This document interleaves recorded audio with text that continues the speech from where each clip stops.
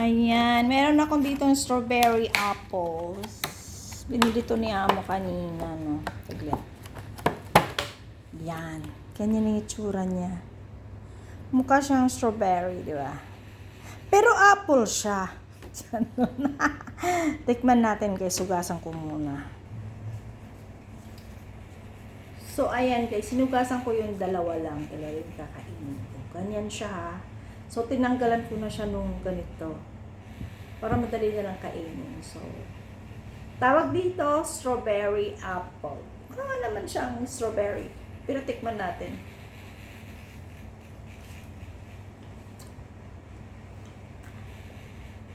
Ang laman niya, apple. Mukha lang siyang strawberry. Maluto.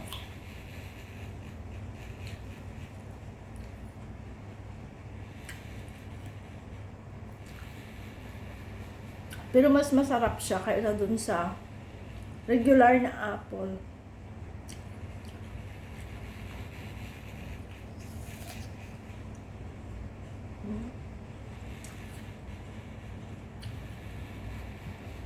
Mas malasa. Nag-aagaw yung tamis sa kaasim. Dumidilim yung aking camera.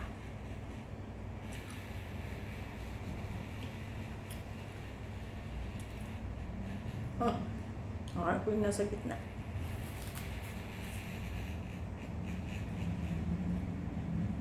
Ang sarap! Medyo dumidilim. Hindi ako fan ng apple, sa totoo lang. Hindi lang akong kumain.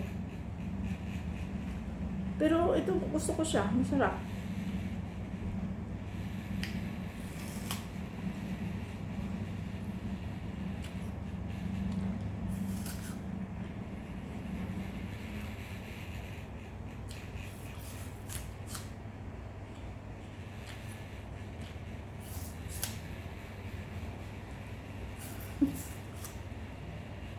Yung nagdali.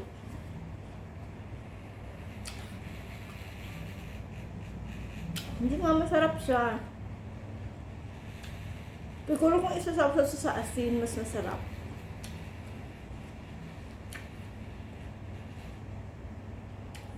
Pero apple for me is a no.